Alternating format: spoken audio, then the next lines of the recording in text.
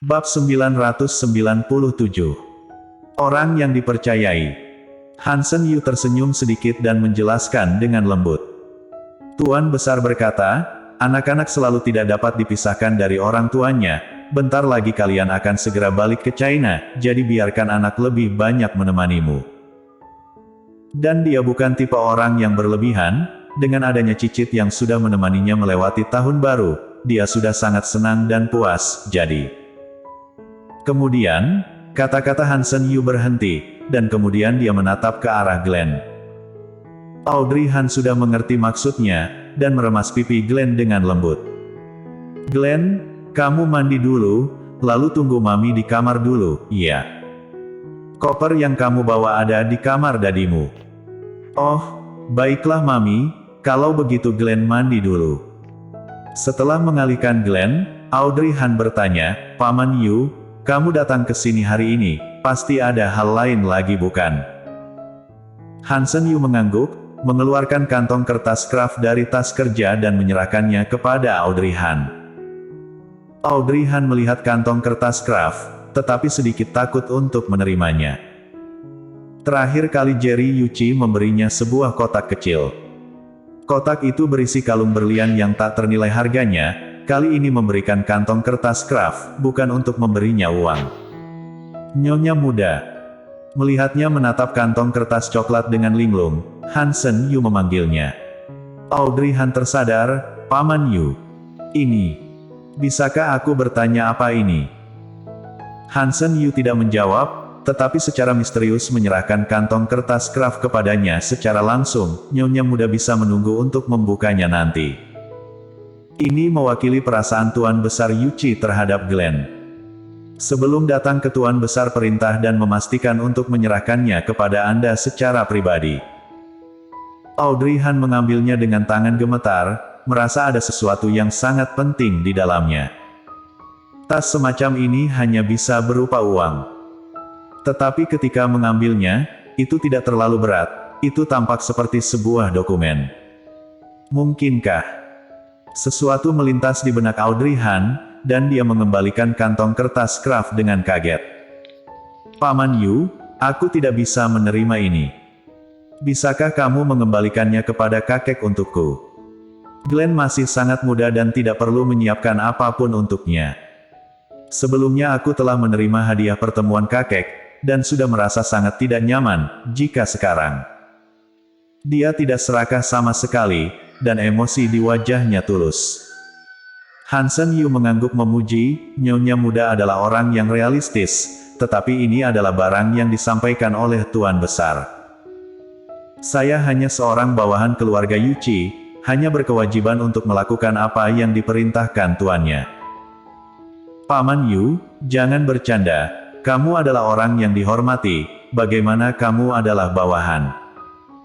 Dan dalam pandangan Audrey, kamu juga seorang petua, jadi hadiah ini. Hadiahnya, harus diterima Nyonya muda hari ini. Tuan Besar berkata, jika kamu merasa tertekan, kamu tidak perlu seperti itu, karena ini bukan untukmu, tetapi untuk cicitnya. Sebagai seorang kakek, dia dengan senang hati mempersiapkan kado untuk cicitnya. Perkataan itu sudah dikatakan, Audrey Han merasa bahwa dia akan menjadi tidak manusiawi jika dia menolaknya terus. Sebenarnya, hadiah pertemuan yang disiapkan untuk putranya tidak ada hubungan dengannya, lagi pula itu bukan untuknya. Mengapa dia harus mewakili putranya menolak hadiah itu? Paman Yu, aku mengerti. Maka aku akan mewakilinya untuk menerima ini, tetapi apakah Glenn bersedia atau tidak menerimanya kemudian hari, aku tidak menjamin. Baik.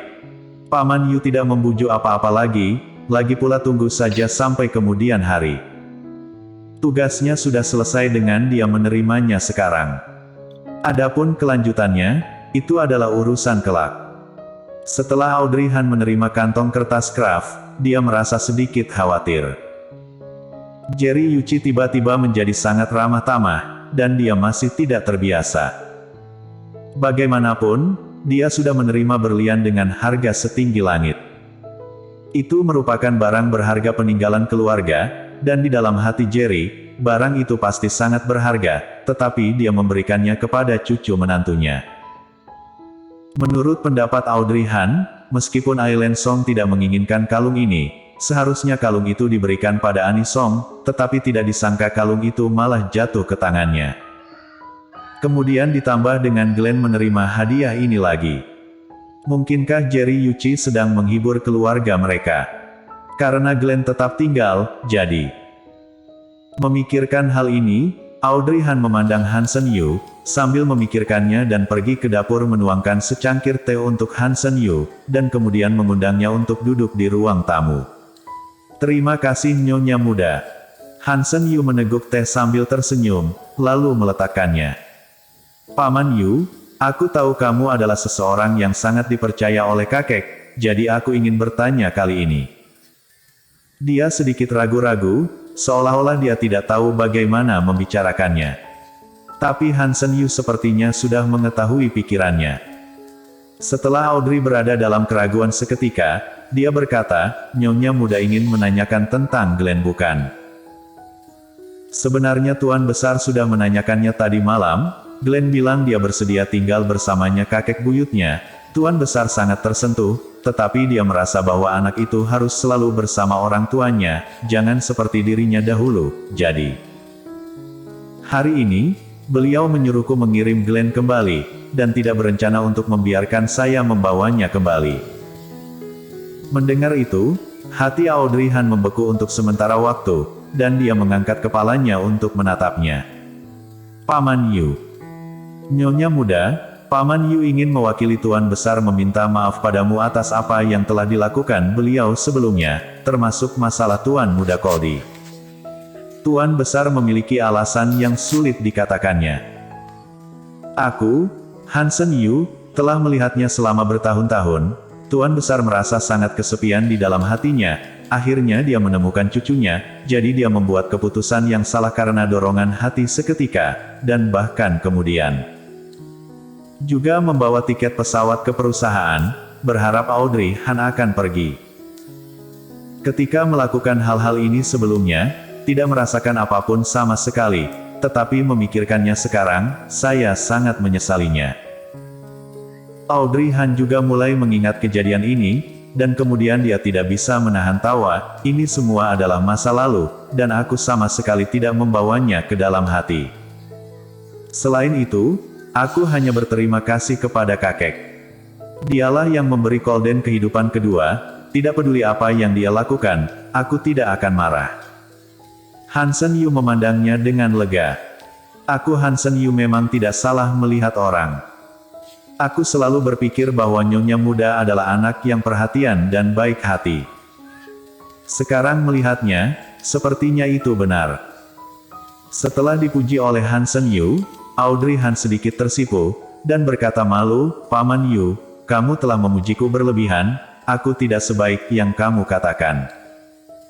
Hanya saja pada awalnya dia sangat putus asa, perasaan seperti kehilangan seluruh dunia.